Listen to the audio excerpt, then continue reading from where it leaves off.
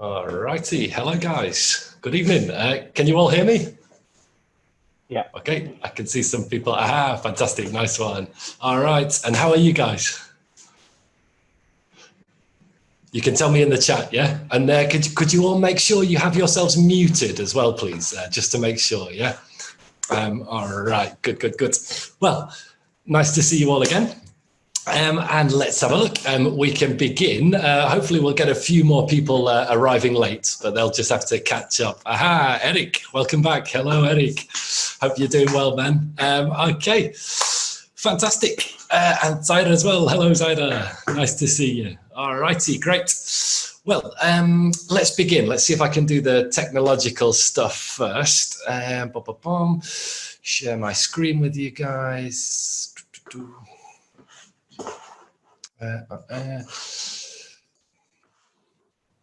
Perfect, and play.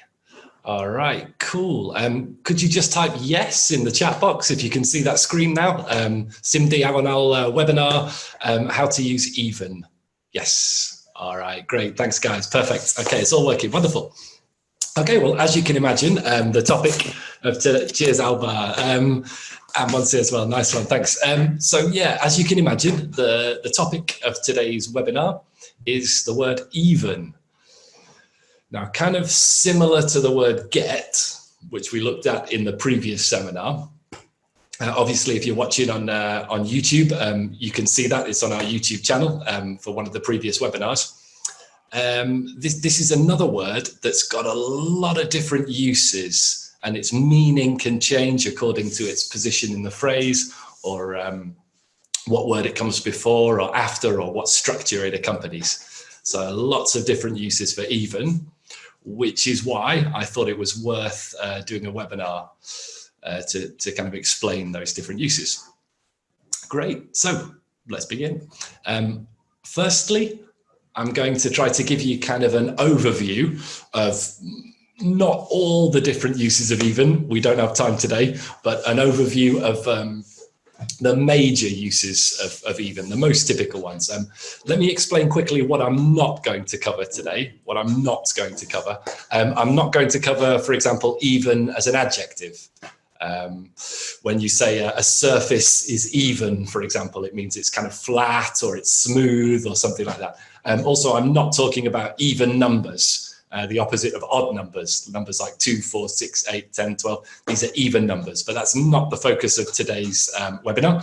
The focus of today's webinar is how to use even when it's a grammar word. Okay, and there are various different uses. So let's look at the first one. Emphasizing questions and negatives.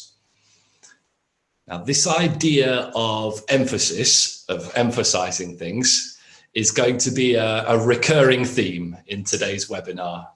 Okay, it's kind of one of the things that links not all, but more or less all of the uses of even, this idea of adding emphasis, of emphasizes something.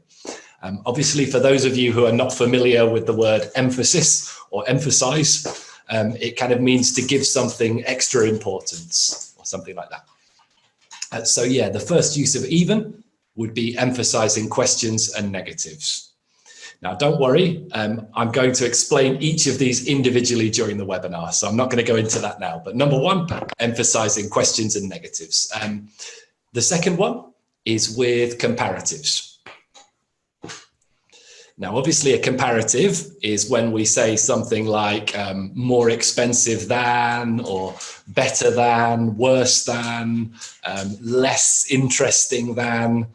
These types of phrases are what we call comparatives. And we can use even within comparatives, again, to add emphasis, to emphasize a particular idea within the comparatives. Okay, that's 2 down, 2 to go. Including things in a group. Including things or even people in a group. Even my brother knows the answer. Yeah, phrases like this. So I can include my brother in that group of people who know the answer. Even my brother knows the answer. But again, we'll look at that in more detail, don't worry. And the fourth and final use for today of even is as a linker. Now, sometimes people call these things linkers. Sometimes they call them connectors. There's really no difference. It's just what you choose to call them. The clue, of course, is in the name, a linker or a connector. These are words that we use to link different ideas within a phrase or different phrases, indeed. We can use even, not just even actually, we need to connect it with another word, but we can use even as a linker that expresses contrast. Now, when I talk about contrast, I kind of want to give this idea that two ideas in a phrase contrast each other. For example, but, just saying but is a linker that expresses contrast. I could say I like football, but I don't like tennis. So but links the two ideas and it contrasts the two ideas, that I like this one and not the other. For that reason, we call it a linker of contrast. You could also have a linker of addition, which would be something simple like and, you know, I like football and rugby. So there's no contrast there. I like this one and I like this one. So yeah, even can be used with other words, if and though, to form linkers that express contrast.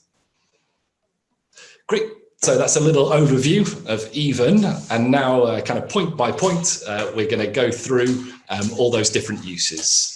So let's begin. We've got a lot of work today, guys. So we'll have to start quickly. So use number one, making comparatives emphatic.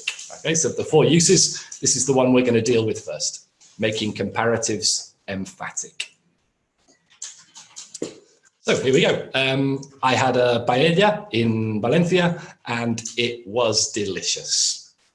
Okay, so simple phrase, yeah? It was delicious. Good. So why did I say it was delicious? I said it was delicious, obviously, because it tasted good, but also because I want to make an emphatic example. And for that reason, I need an emphatic kind of situation to start the idea. So I had a paella in Valencia and it was delicious. Now, here's a question for you guys. I wonder if anyone can answer this question for me. Who is this guy? Does anyone know? Could you tell me in the chat?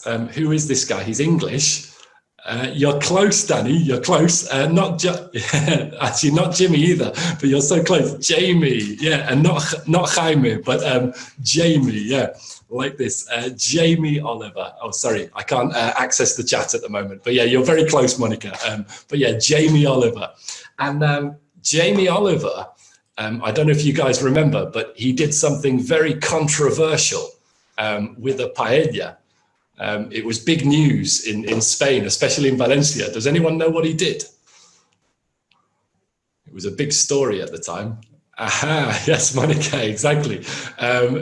Exactly, Andrea. So yeah, he very controversially added chorizo to paella, which I think for Valencian people was something like a crime against humanity to add chorizo to a paella. Very good. So I'm going to say something controversial now. So I had a paella in Valencia. It was delicious, but Jamie Oliver's chorizo paella was even better. Yeah? Okay, now I don't know if we have any Valencians here today. Please be gentle with me. I'm only joking. Yeah? I'm only joking. But what does that mean? If we say Jamie Oliver's chorizo paella was even better, we're saying it was aún mejor. So I could simply say Jamie Oliver's paella was better. No problem. That's a comparative. That's absolutely fine. It was better. But no, I want to be emphatic. And it's really important that the first paella, the paella I had in Valencia, was delicious. Because the fact it was delicious gives me the opportunity to use the word even. If the first paella had been bad, I wouldn't be able to say even better. I would just say it was better. Thank God it was better. But no, it was even better. Okay, so by including the word even, we're adding emphasis and we're also adding extra information to the phrase. Just with the second phrase alone, without context, we know that the first paella was good. Because if it hadn't been good, I wouldn't be able to say the second one was even better.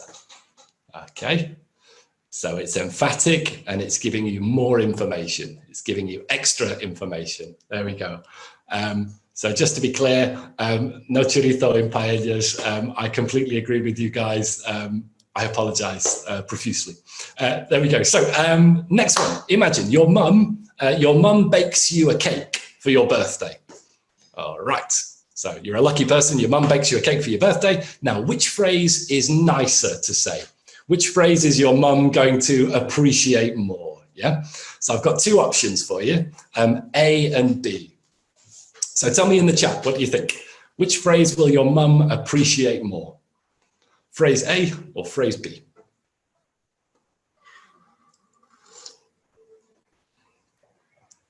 Phrase B. Andrea thinks B. Danny thinks B. Yeah, good. Zaira, you think B as well? Excellent. Yeah, we all agree. Nice one, Alba. Correct. Yeah, good, B. So the first phrase, well, in fact, your mum could even be angry at the first phrase. It's possible. Yeah? It's like, what are you trying to say? Are you trying to say that my cake last year was bad? It's just not clear, is it? We don't have that information. Maybe we're saying last year it was good and this year it's better, but maybe we're saying last year it was bad and this year it's okay. Just okay. We don't know. We don't have that information. But in the second phrase, we understand two things. First, that last year's cake was good. And second, this year's cake was even better. Yeah, was better even in comparison to a cake that was already good. All righty. So again, by including even with the comparative, even tastier. Obviously, this comes from the adjective tasty. By saying even tastier, we're adding an emphatic idea. It was even tastier than the last one. Great, yeah. So your mum will be very happy with phrase B, not so much with phrase A. You've got to be careful with phrase A. She could take this in a bad way. All right, good, good, good. Next one, let's go. This is more or less a summary of the ideas that we just looked at. So I'm just summarizing the information from previous slides. Adding even to a comparative tells us that one thing is more than another thing that is already a lot. Yeah. Now I hope that's clear as a way of expressing it. Something's better than something that's already good, or worse than something that's already bad. Yeah.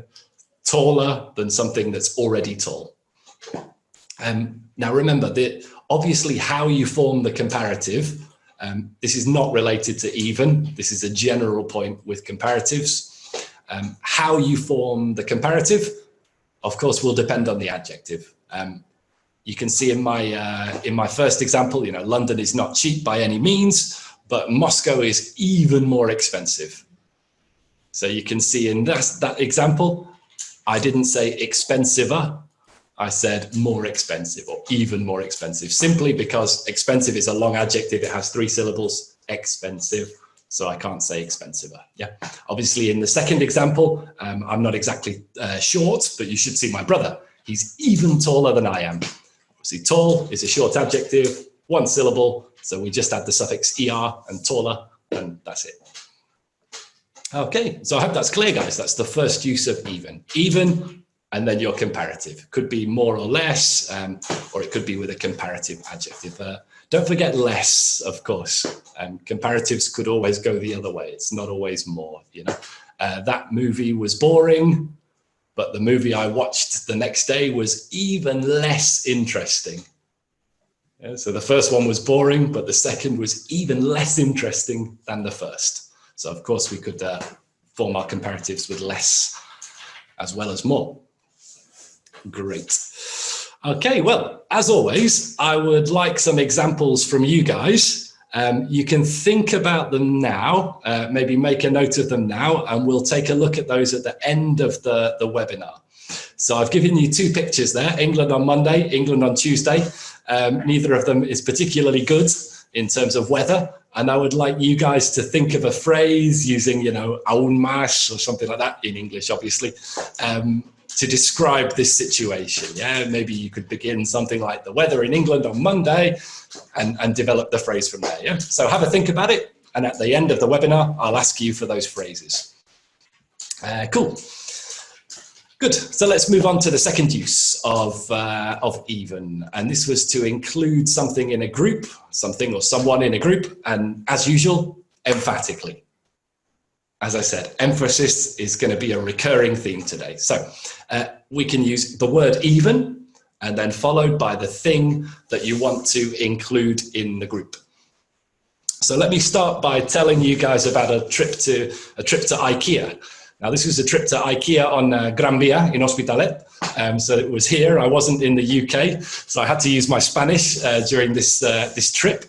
So I went to IKEA and I saw a nice little bedside table that I thought I wanted to buy. But I'm not very good at constructing IKEA furniture. It's not my thing. Grammar, yes. Constructing IKEA furniture, no. So I decided to ask the shop assistant, in her opinion, I wanted to know if she thought it was going to be difficult to build this piece of furniture, if it was going to be an easy one to construct or a difficult one to construct. And she said, no, don't worry, you'll be absolutely fine, yeah? She said, hasta un niño podría montarla, no pasa nada, yeah? So I thought, okay. And I was thinking about this phrase and I thought, hasta un niño. Because I was thinking hasta is until, you know, like trabajo hasta las 9 or something like this. And I was thinking, that's interesting. Okay. So in Spanish, you can use hasta with this idea of including people in a group. So if we think about a group of people inside the circle, people who are able to construct this piece of furniture, and then you've got children. You know, she said hasta un niño, and then you've got children. And what she wanted to do was to include children in this group of people who are able to construct this furniture, which means in the end, we ended up with something like the second diagram, people who can assemble IKEA furniture, and then children and me inside that circle, yeah? Meaning, yeah, we can include me in this group of people who are able to construct this little table, yeah? And I can tell you it's true because I have this table now in my bedroom, perfectly constructed, nice, clean, 90-degree angles, no problem. So yeah, it's true. Even a child or even I can construct that piece of furniture, yeah? So again, if we look at the original explanation, even plus the things you want to include, even Patrick or even a child can construct this piece of furniture. Now, of course, in Spanish, you use hasta and use incluso, I believe, in exactly the same way. Yeah. So that's another use of even, completely distinct, of course, from the first use with comparatives, completely different. The first one was more like an aún, and the second one more like an hasta or an incluso or something like. So there's the example at the bottom of the phrase. This bedside table is so easy to put together. Now, there's various verbs we could use: construct, assemble, put together. All those phrases have more or less the same meaning, yeah? So, even a child could do it. It's not difficult. Even me or even I? Yeah, it's a good question, Monica. In this phrase, you would need to say I, because we're forming a long phrase, and I is a subject pronoun. And me is an object pronoun. So in this phrase, you would have to say, even I could do it, because we've got a whole clause. If you wanted to make the short answer, you could just say, even me. For example, can everybody in the room do it? Yeah, even me. So if you want to make a short answer, that's fine, just even me. But if you want to build the phrase and make a clause with a subject and a verb, etc., you're going to need to use I as a subject pronoun, not me. But yeah, for short answers, no problem. Yeah, even me, yeah. A little short phrase. Great, really good question, Monica. I didn't think of that. Great, one moment. All right, let's carry on then. Let's carry on a little bit. So, Pete usually hates football. Okay, that's important to give us a bit of context. Pete usually hates football.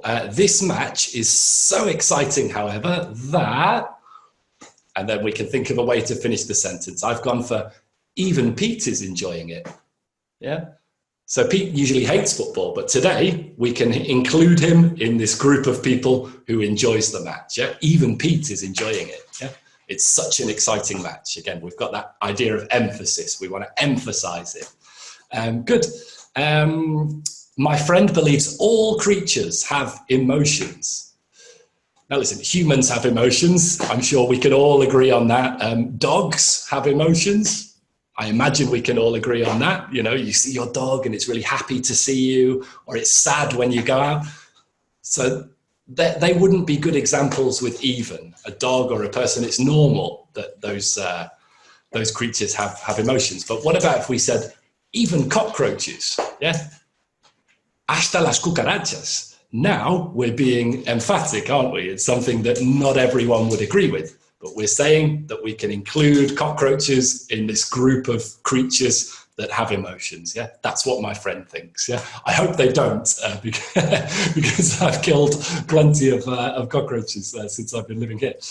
Cool. All righty. So the next one, this one's for you, Danny. Danny is so bored during lockdown that he would watch any sport. Yeah. Any sport, cualquier sport, any sport, yeah? Now, again, you can give me some examples of how to finish this phrase at the end of the seminar. You got it, Danny. Even cricket, perfect, yeah, perfect. It's exactly what I was thinking. But I disagree, Danny, but you can have it. It's a nice example, yeah? Even cricket, perfect. Good, let's continue then, guys. What about use 3? So again, of the 4 uses, we're now moving on to the 3rd. Okay, making negative phrases and questions more emphatic. So this is kind of 2 uses really, one for negatives and one for questions, but they're very much connected. They're very similar. So for today, we're going to treat them just as 1 use. Here's an example. Do you know how to make a souffle? Now, why did I choose a souffle? I don't know if any of you guys have tried to make a souffle, but it's very difficult. It's technically a very difficult thing to do. They always taste good, but it's really difficult to make them rise how they're supposed to. And I chose souffle specifically because it's difficult. And again, you'll see this from the idea of emphasis that we're trying to keep in mind through this presentation. So, do you know how to make a souffle? One person says, and the second person responds, "Are you kidding me? I can't make a sandwich without chopping a finger off." So this is a negative phrase, isn't it? I can't make a sandwich. This is absolutely fine. This is a perfectly good response. It's a bit funny. But it could be better. It could be more emphatic. It could be more expressive by including the word even. So actually the much more natural one for me would be, are you kidding me? I can't even make a sandwich without chopping a finger off. So I can't even. So even emphasizes the negative. All right. Now, hopefully, you guys are already thinking something along the lines of, if you're thinking in Spanish anyway, you're thinking something along the lines of ni or ni siquiera or something like this kind of idea, yeah? To emphasize the negative, yeah? He can't even make a sandwich, yeah? He's a disaster in the kitchen. He can't even make a sandwich. All right, good. So here's the idea. We use not to form the negative, and then we follow it with even. Now, the aspect of this that can be a little bit difficult for students is that sometimes you don't kind of notice the not because it's kind of hidden in the contractions. You know, especially if I'm speaking quickly and I say, you know, I can't even, maybe you don't catch that, you know, I can't even, because I'm not really pronouncing the T at all in this phrase.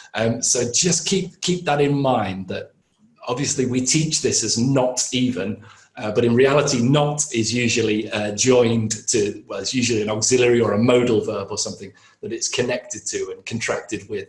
So especially in spoken English, it can be more difficult to catch, you know, I don't even is do not even, I don't even, or can not even, can't even, you know, it can kind of get lost. So just listen out for that, especially in spoken English. So yeah, not even. I can't even make a sandwich. Good. So here are a few examples. So again, we need a reason to be emphatic. So I've given you a bit of context, you know, being terrible at spelling. She can't even spell her own name. Yeah, her own name. Everybody can spell their own name, but she can't even spell her own name. Yeah. Again, I want to be emphatic. Second example, it's a miracle. Yeah, I need to be emphatic. It's a miracle he passed the exam. He didn't even study.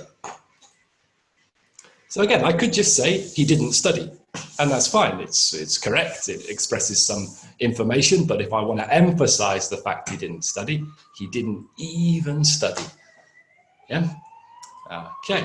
Again, number 3, the third example, super emphatic. Yeah. He's the laziest guy I know. So I made a superlative to give that emphasis, and then I said it's 2 p.m. You know, so it's in the afternoon, and he hasn't even got out of bed yet. So again, I'm emphasizing the negative. He hasn't even got out of bed. And that's absolutely perfect for the negative. All right, good. So, ni siquiera, or ni, great. So I get it, yeah? You're saying it's like ni siquiera, but what about questions? Now, I was thinking about this for quite a long time, about, you know, how I would kind of express this idea in Spanish, and I'm really not sure, to be honest. So if any of you guys have got a good idea about how to express this same idea in Spanish, please let me know after the slide. I'll explain how we do it in English, and I'd be interested to know. So let's go. What I want to do is I want to take the negative phrases that we just studied. So that, you know, he can't even make a sandwich, he doesn't even get out of bed. I want to take these negative phrases and form questions from them. So here's the negative phrase again from the previous slide. You can't even make a sandwich. Okay, so it's negative, it's emphatic. Yeah, you can't even make a sandwich, you're a terrible chef. Okay, so what about if we want to make this into a question? Now, without even, it's obvious, no? Can you make a sandwich? Can you make a sandwich? But if we want to say it with even, we would say, can you even make a sandwich? Can you even make a sandwich? Now, maybe you can hear from my intonation. So intonation is like the tone of your voice when you speak, if it goes up or down, etc. Can you even make a sandwich? You can probably understand that I'm expressing something like surprise. Yeah. So maybe a friend tells me he's going to cook a really ambitious dish, yeah, like a souffle or something. And I say, really? You're going to make a souffle? Can you even make a sandwich? So it's the same idea as the negative, but this time we're using it in the interrogative to express this idea of, really? You know, can you even make a sandwich? I don't think so. Yeah. So this would be with an interrogative form, the same idea as the negative, but with an interrogative form. Yeah. Again, another example from the previous slide. He hasn't even got out of bed yet. Fine, that's present perfect.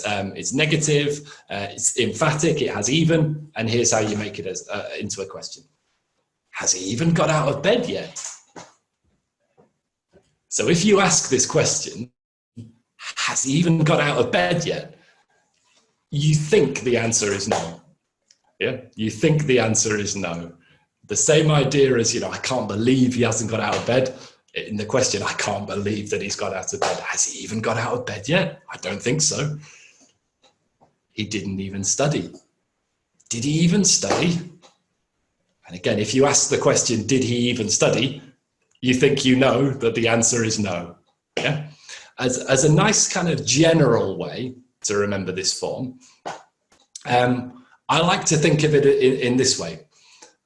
You're kind of expressing the idea that I would be surprised if, you know, so if you ask the question, did he even study? You're saying, I would be very surprised if he studied.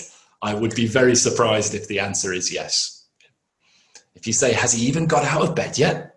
You're saying, I don't think so. I would be very surprised if you told me he had got out of bed. Yeah. So we're expressing this idea of surprise. Really important to keep that in your mind, yeah, when we form these negatives. All right, good. So again, if you have any questions about this, feel free to ask them. You can ask them now, you can ask them at the end, no problem. But hopefully I don't see any questions yet, so I hope that's clear. And we'll move on to the fourth and final use for today. So use for, as a linker, expressing contrast.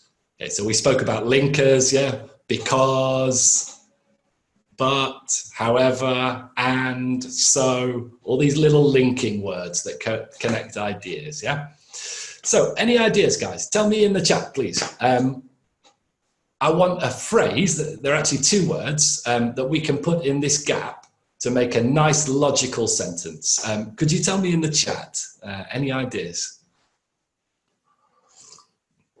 You're really close, Danny. You're really close, yeah. Good, yeah, David, perfect. Even though, yeah. And this is perfect, actually, Danny and David, thank you very much, because now we're going to look at even if and even though and the differences between them, because it's a really difficult point, yeah. But in this particular phrase, even though is perfect, David, very good. So even though I know it's bad for me, I eat a lot of chocolate. All righty. How do you say even though in Spanish? Could you tell me in the chat? Exactly, yeah. Aunque. Great, yeah, fantastic. I agree, 100%, wonderful. So even though I know it's bad for me, I eat a lot of chocolate. Another question, you can tell me in the chat. Is there another word we could use instead of even though? You can imagine the, yeah, good, Javier, yeah, perfect. Although is the other option.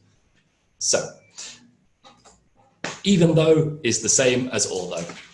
That's the first point, yeah, super important. Even though and although are the same. Just keep in mind, even though is two words, two separate words, although is one word, but they're completely interchangeable. 100% interchangeable, no problem at all. No difference in meaning whatsoever. Good. So, what about this phrase? I go to the gym every single day. Every single day. And then we need two words to put in this gap. Any ideas what could go in this one? I think you probably know from the previous example. It's not even though. What is it? Yes, Danny, this time it's even if. Perfect, yeah? Even if I'm tired, ill, or in a bad mood, yeah? So there you go. There's with the gap filled, yeah? I go to the gym every single day, even if I'm tired, ill, or in a bad mood, whatever, yeah? Okay. So, linkers of contrast. So both even if and even though are linkers of contrast. And of course, they're really, really similar. They express really, really similar ideas. There's a very small, very subtle difference between the use of even if and even though, which I'm going to explain now. But they both express contrast. They both give this idea that one idea kind of is in contrast with another one, yeah? Being ill and tired and going to the gym, those ideas don't go together very well, yeah? There's contrast there, yeah? Something being bad for you and eating it, again, they don't kind of fit together very well. They're in contrast. Good, so let's go. Even though, now it's time for a bit of Spanish grammar. Hopefully this will be easier for you guys than it is for me. Even though, all righty. So generally speaking, guys, a nice way to think of it is something like this. Even though would be a aunque, and then with indicativo, and even if, aunque, and then subjuntivo. So let's have a look at the first phrase. Again, these are the phrases from the previous slide. Even though I know it's bad for me, I eat a lot of chocolate. Now, aunque sé would be indicativo. Okay, so even though I know it's bad for me or it's not healthy or something, I eat a lot of chocolate. Now, the important point in this phrase is that it's aunque sé, not aunque supiera. That's the first point. And that's how we know that it must be even though in English. Always with the subjunctive in Spanish, or almost always, there's this idea of doubt, of something not being sure, of doubt, yeah? And obviously officially we have a subjunctive in English, but we use it a lot less. It's not a feature of English in the same way that it's a feature of Romance languages. So we have other ways to introduce doubt in English that aren't the subjunctive, which is the main way to do it in Spanish. Obviously, if, just the word if, it suggests doubt, doesn't it? If you use the word if, you're not sure, you know, there's doubt, there's more than one option, there's an if, there's a condition, yeah? There's no doubt in this phrase, yeah? There's no doubt, so there's no reason to use if. I know that chocolate is bad for me. There's no doubt in my mind about that. And I eat it even though I know it's bad for me. There's no doubt in my mind, but I do it anyway. Yeah. So that's why in this case, we use even though and not even if. Yeah. Because I know chocolate's bad for me and there's no doubt in my mind. Now, let's go to the second example. I go to the gym every single day, even if I'm tired, ill, or in a bad mood. Now, here's a question for you. Am I tired every day? No. Sometimes I'm tired, sometimes I'm not, yeah?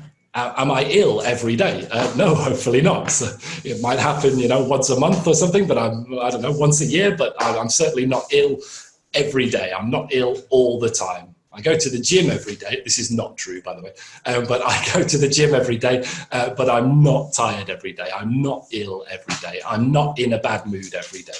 So now we have this idea of doubt, of something not being sure, because every time I go to the gym, there's some doubt. Maybe on that particular day I'm ill, but maybe not. Maybe on that particular day I'm tired, but maybe I'm not. Yeah? Maybe I'm in a great mood on Thursday, but I'm in a terrible mood on Friday. Yeah, so there's doubt. It's not sure. Yeah. So you'll notice in the Spanish translation in this one, I've gone for aunque esté cansado, not aunque estoy cansado. Yeah. Because there's some doubt. I'm not going to be in a bad mood every day. Yeah. I'm not going to be ill every day. And in English, we need to express this idea of doubt, of something not being sure, using if, because we don't use the subjunctive in the same way that you guys do. Yeah. Okay. So hopefully that's clear, the difference between those two linkers. I tried to choose my examples quite carefully to make sure that they worked. Hopefully that's nice and clear for you guys. But the main point to remember is doubt. Yeah? Even if there's some doubt in the situation, and even though if there's no doubt in your mind. Yep. If I look out the window and I see that it's raining right now, but I decide to go to the supermarket, I'll say, okay, I'm going to go to the supermarket even though it's raining. I can see the rain. There's no doubt in my mind. Yeah. Okay. So even though it's raining, because there's no doubt in my mind. Yeah, I can see the rain. All right, great. Let's have a little look then, guys. So that's more or less the end of today's presentation. But I wanted to ask you guys, as always, for a couple of examples. Actually, I was going to ask you for two, but Danny, you already got it. You were so quick with the cricket. There you go. What about the first phrase, guys? Just to jog your memories. This one was related to comparatives, wasn't it? This was our comparative phrases when we say aún peor or aún mejor, aún más alto, something like this. Has anyone prepared a phrase for me? Does anyone have any ideas about this one? And let's have a look. So we've got England on Monday, England on Tuesday, and I think that's the end. Perfect. Let's go to full screen so I can see you guys better. And here's the chat. Okay, and also guys, if any of you have any questions in general, I'll be more than happy to answer those. Maybe something in the presentation wasn't that clear. There's something you'd like a few more examples of. I'll be more than happy to give those to you.